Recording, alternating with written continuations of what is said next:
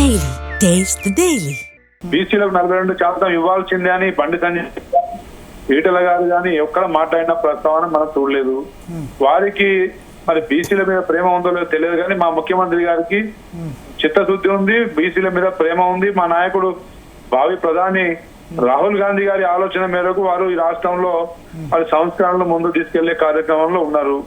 ఏదేమైనా కోర్టు మరి మాకు ప్రోగా ఇస్తారని నేను భావిస్తున్నాను. ఎందుకంటే అసెంబ్లీలో తీర్మానం ఇచ్చిన తర్వాత గవర్నర్ గారు ఆ తీర్మానాన్ని ఆమోదించిన తర్వాతనే ఆ జీవో రిలీజ్ అయింది, ఆ గెజిట్ రిలీజ్ అయింది. కాబట్టి కోర్టు దాన్ని సహకరిస్తే మేము గవర్నర్ ఆమోదించలేదు. గవర్నర్ పెండింగ్ లో పెట్టారు, ఎక్కడ ఆమోదించారు కానీ లే అంటే బీసీ బిల్లును ఆమోదించలే, కానీ 50% మించొచ్చు అనే దానికి గవర్నర్ గారు ఆమోదించారు. ఎప్పుడు ఆమోదించారు?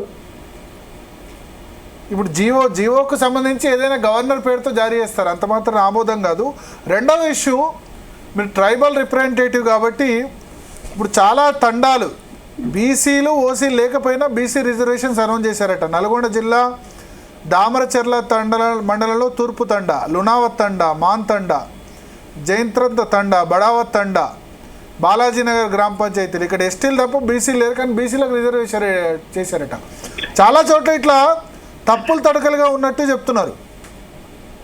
వాస్తవంగా మా నియోజకవర్గంలో కూడా ఒక 6 గ్రామాలు 7 గ్రామాలు తండాలు మరి బీసీలకు రిజర్వేషన్ కేటాయింపు జరిగింది.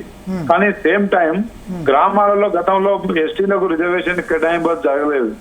ఇప్పుడు గ్రామాలలో కూడా ఎస్టీలకు వచ్చినాయి. సో అది మనం అంటే ఒక రూల్ ని డివియేట్ ఒక విధంగా ఒక జిల్లాలో ఒక విధంగా కాకుండా స్టేట్ పాలసీలో కొన్ని అలాంటి ఇబ్బందులు ఏర్పడడం వాస్తవం. తప్పకుండా ప్రభుత్వం దాన్ని కంపెన్సేట్ అని కానీ ఆల్టర్నేట్ చేస్తుందని కూడా నేను భావిస్తా ఉన్నాను. కోర్టు తీర్పు తర్వాత దాన్ని ఏ విధంగా అమలు చేస్తారు అనేది మనం వేచి చూడాలి. ఉద్దేశం ఇప్పుడు ఎలక్షన్ జరుగుద్దా? తప్పకుండా ఎన్నికలు జరిగే అవకాశాలు కనబడతా ఉన్నాయి. ఎన్నికలు హైకోర్టు ఏం దీన్ని ఏం అడ్డుకోదు అంటే హైకోర్టు నిర్ణయాన్ని గౌరవిస్తున్నాయి. అంటే కానీ ఇప్పుడు హైకోర్టు కనుక స్టే ఇస్తే వాళ్ళు బీసీ రిజర్వేషన్ పెంపును ఆమోదించకపోతే మరి పార్టీ పరంగా మేము రిజర్వేషన్ ఇస్తూ ముందుకు సాగుదామనే ఆలోచనలో ఉన్నాం. అదే విధంగా ఒకవేళ ఆమోదిస్తే యాజ్ ఇట్ ఈస్ గా ఈ షెడ్యూల్ తోని జరగవచ్చు. కానీ ఇప్పుడు ఒకటి ఇక్కడ క్లియర్, మీరు హైకోర్టు కనుక కొట్టేస్తే పార్టీ పరంగా రిజర్వేషన్ ఇస్తారు 42%, మంచిదే. కానీ అప్పుడు 42% బీసీ రిజర్వేషన్ లేనప్పుడు మళ్ళీ రిజర్వేషన్స్ అన్ని మారిపోతాయి. ఇప్పుడు 42% ఆధారంగా ఈ రిజర్వేషన్ చేశారు కదా ఎక్సైజ్. సో ఈ షెడ్యూల్ ఆగిపోవాల్సిందే అప్పుడు ఆటోమేటిక్గా. మీరు పార్టీ పరంగా 42% రిజర్వేషన్ ఇస్తామంటారు, ఓకే. బట్ బీసీలకు 42% లేకుండా ఇప్పుడున్న దాని ప్రకారం 23-24% ప్రకారం అయితే కనుక అప్పుడు ఏమవుతుంది? మళ్ళీ రిజర్వేషన్స్ అన్నీ మారాల్సి వస్తుంది. లాస్ట్ టైం కేసీఆర్ 10 సంవత్సరాలు కంటిన్యూస్ రిజర్వేషన్ అని చెప్పారు. సో అయితే పాత రిజర్వేషన్ ప్రకారం అన్నా జరగాలి, లేదు 10% పాత రిజర్వేషన్ కాకుండా మళ్ళీ మీరు దీన్ని మార్చాలంటే మళ్ళీ అసెంబ్లీలో చట్టం అన్నా చేయాలి మళ్ళా. సో తప్పకుండా కోర్టు తీర్పుని బట్టే భవిష్యత్తులో కూడా ప్రజలకు ఎలాంటి ఇబ్బందులు కలగకుండానే ఎన్నికలు నిర్వహించాలనే లక్ష్యంతో మరి కేబినెట్ నిర్ణయాలు తీసుకోవడం జరిగింది. తప్పకుండా ముఖ్యమంత్రి గారు మరి మా రాహుల్ గాంధీ గారి లక్ష్యాలని కాపాడుతూ ఇటు కోర్టును గౌరవిస్తూనే ఎన్నికలు నిర్వహించాలనే ఆలోచనతో ఉన్నాం. తప్పకుండా ప్రజలకు కలిగే ఇబ్బందులను కూడా అధిగమిస్తూ ఎన్నికలు జరుగుతుందని నేను భావిస్తున్నాను. ఓకే ఓకే రాకేష్ రెడ్డి గారు చెప్పండి. ఏంది, ఎలక్షన్ జరుగుతాయా లేదా? ప్రిపేర్ అయినారు, ఆర్మూర్లో తిరుగుతున్నారా? ఇప్పుడు సోదరుడు రామచంద్ర నాయక్ గారు చెప్పారు కదా, కోర్టు నిర్ణయం ప్రకారం వచ్చిన తర్వాత వీలై పార్టీ పరంగా ఇచ్చుకుంటాము అని అంటున్నారు. అంటే వీళ్ళు ఏమనుకుంటున్నారు, గౌరవప్రదమైన కోడ్ని కాంగ్రెస్ మేనిఫెస్టో అనుకుంటున్నట్టు. ఎట్లా అంటే అట్లా మార్చుకోవడానికి. ఇది అలా కాదండి. భారత న్యాయ వ్యవస్థ భారత రాజ్యాంగం ప్రకారం నడుస్తుంది తప్ప ఒక స్వార్థపూరితమైన రాజకీయాల గురించి నాడు. రెండోది, ఇప్పుడు అక్కడ ఉన్న కోర్టు ఏం చేస్తుందండి, ఈ దేశంలో అమలున్న చట్టాల ప్రకారమే పనిచేస్తుంది తప్ప ఈ మోసపూరిత వాగ్దానాలతోని మోసపూరితంగా ప్రజల్ని మభ్యపెట్టే రకంగా ఉండదండి ఆ వ్యవస్థ. అది కాంగ్రెస్ పార్టీకి వెన్నుతో పెట్టే విద్య. రెండోది ఏంటంటే వాళ్ళ మేనిఫెస్టోలో అన్ని ఏ రకంగా మోసం చేశారు పక్కన. మూడోది, ఇప్పుడు మీరు చెప్పారు మహారాష్ట్ర ఎందుకు క్యాన్సిల్ చేశారండి? మహారాష్ట్ర అంటే పక్క దేశమా భారతదేశమా? చెప్పండి భరత్ గారు. అది పక్క దేశం కాదండి. భారతదేశంలో భాగమైన అంతర్భాగమైన ఒక రాష్ట్రం. మహారాష్ట్రకు ఒక చట్టము. ఇప్పుడు సోదరుడు మాట్లాడుతున్నాడు, తెలంగాణకు ప్రత్యేక చట్టం ఎందుకు ఉంటదండి? తెలంగాణకు ప్రత్యేకంగా రాజ్యాంగం పెట్టి ఉంటది, తెలంగాణకు ప్రత్యేకమైన న్యాయ వ్యవస్థ ఏముంటది? వీళ్ళు ఒక నేషనల్ పార్టీని 65 సంవత్సరాలు ఏలి ఇట్లాంటి మాటలు మాట్లాడుతారేంటండి కాంగ్రెస్ నాయకులు? కొద్దిగా ప్రజలలో చైతన్యం వచ్చిందని గమనించాలా. 65 ఏళ్ళు మీరు ఏం చేసినారు, మీరు అన్ని ఆటలన్నీ నడిచినాయి. ఇంకా ఒళ్ళంతా వార్తలు పెడుతున్నారు. 21 రాష్ట్రాల వార్తలు పెట్టిన వీళ్ళకు. ఇక ఒక చిన్న ఉదాహరణ చెప్తాను. ఇప్పుడు నిన్నగాక మొన్న ముఖ్యమంత్రి గారి సభకి వెళ్ళి అదేదో 5th సీటో 6th సీటో 15 ఆయన ముఖ్యమంత్రి ఉంటారు. మరి మీకు చిత్తశుద్ధి ఎక్కడుందండి? మేమన్నా బీసీ ముఖ్యమంత్రిని చేస్తామంటున్నాం అంటే చెప్పేది ఒకటి చేసేది ఒకటి. మీకు 42% బీజేపీకి ఇంప్లిమెంట్ చేయాలని ఉందో లేదా? మేము 60% చేస్తాం. 60%? అవు ఏముంటుందండి? 60% పార్టీ పరంగా ఇస్తాం. చట్టం అందండి. ఇప్పుడు చట్టం ఏం చెప్తున్నది? ఇప్పుడు ఒకటి భరత్ గారు, అది మార్చే వరకు ఇప్పుడు మళ్ళీ మీరు అక్కడనే ప్రాంతీయ విభేదాలు, ప్రాంతీయ పోకడలు పోతే ఈ భారతదేశం కాదు. ఇప్పుడు 42% ఇవ్వాలని బీజేపీకి ఉంటే మీరు ఎప్పుడో రాష్ట్రపతి తోటి గవర్నర్ తోటి యాక్సెప్ట్ చేయించేవాళ్ళు. ఇదంతా ఎందుకు? రేవంత్ రెడ్డి బాబు గట్టిగా ట్రై చేసి 2 సార్లు జంతర్ మంతర్లో ధర్నా చేసినా యాక్సెప్ట్ చేస్తలేదు. ఒకటి తప్పు. ఈ తెలంగాణ ప్రజలకు మేము ప్రస్తుతంగా చెప్తాం. ఎందుకంటే భారతదేశంలో 29 రాష్ట్రాలు ఉన్నాయి, ఒక తెలంగాణ రాష్ట్రం లేదు. ఇది ఒక భారత దేశాన్ని గురించి మొత్తం ఈ చట్టం మార్చాల్సిన అవసరం ఉంటుంది. దానికి ఎన్నో ప్రణాళికలు, ఎన్నో ప్రయాసాలు ఉంటాయి. 29 రాష్ట్రాలను ఒప్పియాలా. ఇప్పుడు రేవంత్ రెడ్డి లాగా రాహుల్ గాంధీ కూడా ఒప్పుకుంటే ముఖ్యమంత్రి కాలేడు. ఇది భారత రాజ్యాంగ వ్యవస్థ. మీరు చర్చలు చేసేటప్పుడు కూడా దయచేసి ఇప్పుడు ఈ ప్రజలను చైతన్యపరిచయంగా చర్చలు చేయండి. మీరు తెలంగాణకు ఒకదాని గురించి అయితే పెట్టుంటదండి భారతదేశంలో ఎన్నో తెగలు. అందుకనే రాహుల్ గాంధీ 50% సీలింగ్ 50% సీలింగ్ మీ అధికారంలోకి వస్తే ఎత్తేస్తామంటాం రాహుల్ గాంధీ. నేను రాహుల్ గాంధీ గారు వచ్చేది లేదు. అది దయచేసి అది 21 సెంచరీలో పెద్ద జోక్. అది 21 సెంచరీలోనే ఇంకా పాపం నిన్ననే మొన్న అంటే నేను రాహుల్ గాంధీ గారి గురించి అంతా మాట్లాడే పెద్ద నాయకుని కానీ అది కళలు ఎప్పుడన్నా కానీ రాత్రిలో కలన్నా కానీ కాంగ్రెస్ పగలుగా అంటారు భరత్. నేను చెప్పేది ఏంటంటే చిన్న రెండు వీళ్ళ చిత్తశుద్ధి చూపిస్తున్నా. మన భారత ఉపరాష్ట్రపతికి వచ్చింది ఎవరు అద్దన్నారండి? బీసీ బిడ్డను పెట్టంగా ఎవరు అద్దన్నారు? అద్దన్నారు ఎవరన్నా? లేకపోతే పాకిస్తాన్ నుంచి ఏమన్నా చెప్పినరా? పాకిస్తాన్ నుంచి అయితే చెప్పలే కదా. మీరు దయచేసి భారత చట్టాల ప్రకారం, భారత రాజ్యాంగం ప్రకారం జరుగుతున్న భారతదేశాన్ని ఈ రకంగా వీళ్ళ రాజకీయ స్వార్థం గురించి ఇప్పటికే దేశాన్ని సర్వనాశనం చేసుకుంటున్నారు. ఏదైతే కోర్టు తీర్పుని ఏ రకంగా వచ్చినా ప్రజలందరూ గౌరవించాల్సిందే. గౌరవించి చట్టబద్ధంగా మనము ఏ రకంగా చేస్తే బాగుంటుంది భవిష్యత్తులో బీసీలకు, ఆ రకంగా ఒక భారతదేశం అంతా ఒక ఒపీనియన్ తీసుకొని దాని ప్రకారం ఎప్పుడైతే ఇప్పుడు భారత ప్రభుత్వం భారతదేశం అంతా ఎందుకు ఇప్పుడు మన రాష్ట్రంలో ప్రత్యేక పరిస్థితుల్లో 56% బీసీలు ఉన్నారు, అడ్డుకుంటుంది మీరే. మళ్ళీ మేమైతే కదా మళ్ళీ మేము అదే అంటున్నాం. అప్పటి వరకు భారత రాజ్యాంగంలో నేను ఏమంటున్నాను, ఇప్పుడు గౌరవనీయ ప్రధానమంత్రి గారు నెక్స్ట్ ఇయర్ నుంచి ఈ సెన్సెస్ తోని జనాభా లెక్కలతో పాటు పువ్వుల కననే ఏమంటారు. ఇట్లా కాంగ్రెస్ లో గల అనుకూలంగా అవతవకలతో చేసి కాదు, ఒక పర్ఫెక్ట్ క్లియర్ పిక్చర్ రావాలి భారత 29 రాష్ట్రాలలో. నువ్వు తెలంగాణలో వస్తే తమిళనాడులో బాధించు, తమిళనాడు వస్తే కర్ణాటక బాధించు. ఈ దేశాన్ని విభజించే కుట్రలో భాగం తయారవుతున్నారు. ఇప్పటికే ఎన్నో ఇబ్బందులు ఎదుర్కొంటున్నది ఈ దేశం.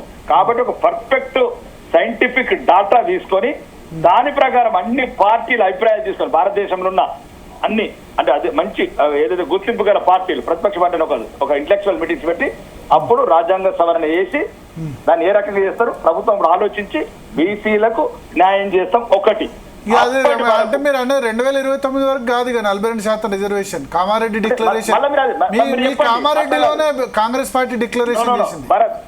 ఒకటే రాష్ట్రం ఉన్నదా భారతదేశంలో చెప్పండి దయచేసి. వెయ్యి ముక్కలైన దేశాన్ని ఒకటే రాష్ట్రం 2 రాష్ట్రాలు కాదు కానీ మన దగ్గర బీసీ జనాభా ఎక్కువ ఉన్నది మిగతా రాష్ట్రాలతో.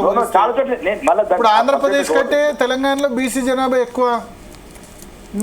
ఏం చేసినా న్యాయబద్ధంగా చేయాలా, న్యాయస్థానాలు మార్చాలా, రాజ్యాంగాన్ని మార్చాలా.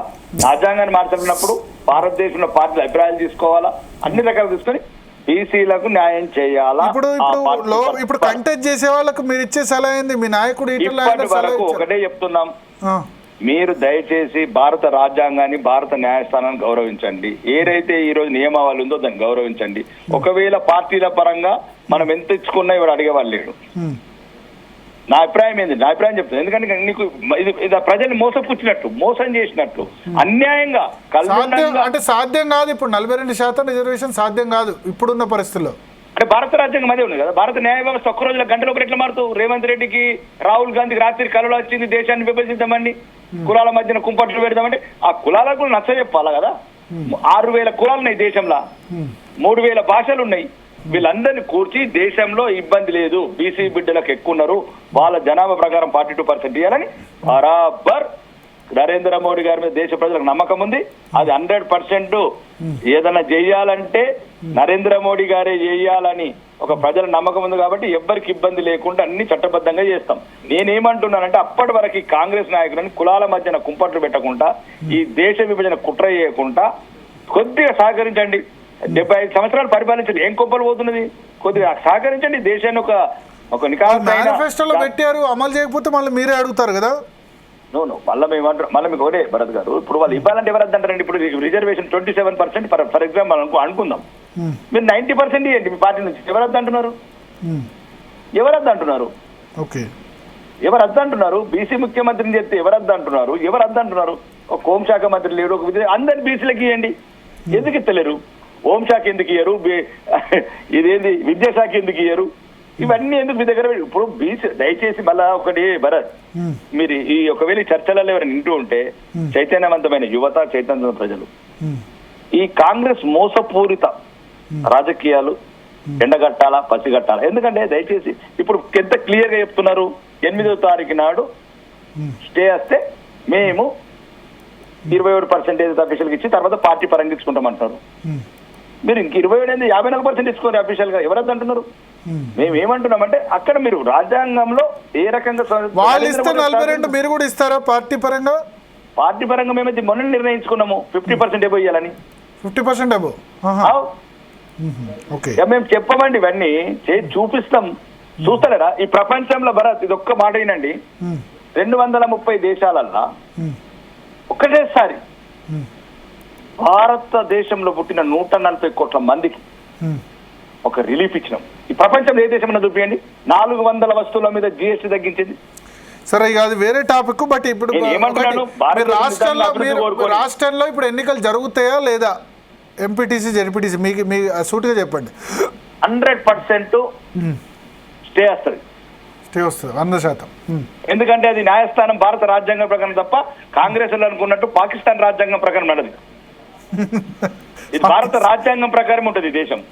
కాబట్టి అప్పుడు మళ్ళీ ఇప్పటికైనా ప్రజలు మోసం చేయకుండా ఏదైతే దేశంలో అన్ని రాష్ట్రాలను నొప్పించి నికాసైన సైంటిఫిక్ మొత్తం ప్రతి డాటా తీసుకొని భారత ప్రభుత్వం ఏ రకంగా 2029 అంటే అవన్నీ సెన్సెస్ ఇవన్నీ డాటా వచ్చిన తర్వాత 100% భారత ప్రభుత్వం 29 రాష్ట్రాల ప్రభుత్వాలను నొప్పించి, ప్రతిపక్షాలను నొప్పించి, ప్రజా సంఘాలను నొప్పించి నిజమైన న్యాయమైన ఎప్పటికీ తరగని చెరగని బీసీ రిజర్వేషన్ పెడతాం. అది నిలుస్తుంది, ఎప్పటికి ఉంటది. ఇప్పటి వరకు మాత్రం కాంగ్రెస్ మోసపూరిత రాజకీయాలు, ఈ దేశ విచ్ఛిన్నకర రాజకీయాలు చేయకుండా మీ పార్టీ బీసీలకు రిజర్వేషన్ ఇస్తే దేశ విచ్ఛిన్నకర రాజకీయాలు ఎట్లా అవుతాయి? ఏమంటారంటే ఇప్పుడు సైంటిఫిక్ ఇవ్వకపోతే కష్టం అవుతాయి. ఇప్పుడు మా దగ్గరే ఉన్నది, ఆడ బీసీలే లేరు, బీసీ రిజర్వేషన్ ఇచ్చారు. ఆ విలేజ్ అంతా నా దగ్గర కూర్చున్నారు. ఎక్కడ?